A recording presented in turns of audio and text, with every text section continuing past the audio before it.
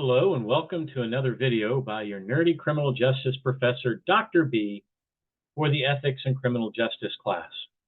In this video, we are going to talk briefly about free will and determinism.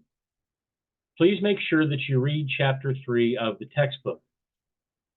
I wanted to add a few points that were not included in the textbook. The textbook does an excellent job describing concepts of free will and determinism, and identifying causality as important to this discussion. Determinism, in short, suggests that criminal behavior is the result of factors that are external to the individual. Free will suggests that the individual freely chose to engage in criminal behavior. It is important to understand that determinism and free will are applied by scholars to all human behavior, but for our purposes, we are discussing criminal behavior and behavior that is potentially unethical. So free will implies that the individual can make a logical, reasoned choice, while determinism implies that the individual makes their choices based on external influences and internal subconscious drives. The individual's life history plays an important factor for those who believe in determinism. The textbook also does a wonderful job talking about causality. However, there is more to causality than mentioned in the textbook. Systems theory was part of the new physics. We sometimes refer to cybernetic systems. There are two types of causality as illustrated by the two images in this slide.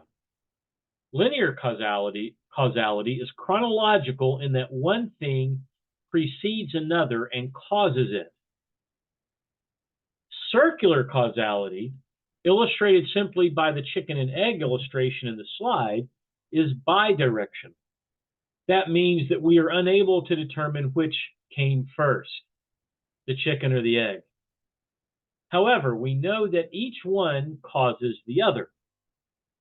If we were to completely accept determinism, we would be accepting only linear causality.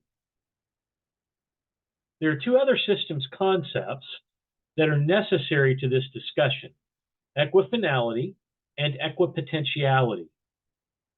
Even if we accept determinism and linear causality, it is important to understand that we can have different starting points that culminate in the same ending point. That is called equifinality. For an oversimplified example, we can consider a trip to Cedar Point in Ohio. It is possible to get to Cedar Point from different places.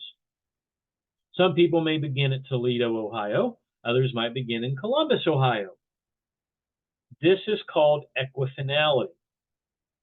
On the other hand, many people can begin at Cedar Point, but end up in different places. This is called equipotentiality. What I'm hoping that students will gain from this is that espousing a purely deterministic or a purely free will perspective might not be the best option. Let me suggest that everyone has the logical ability to make a reasoned choice, but they reason from their life experiences. Remember the quote from Chapter 1, that the unexamined life is not worth living.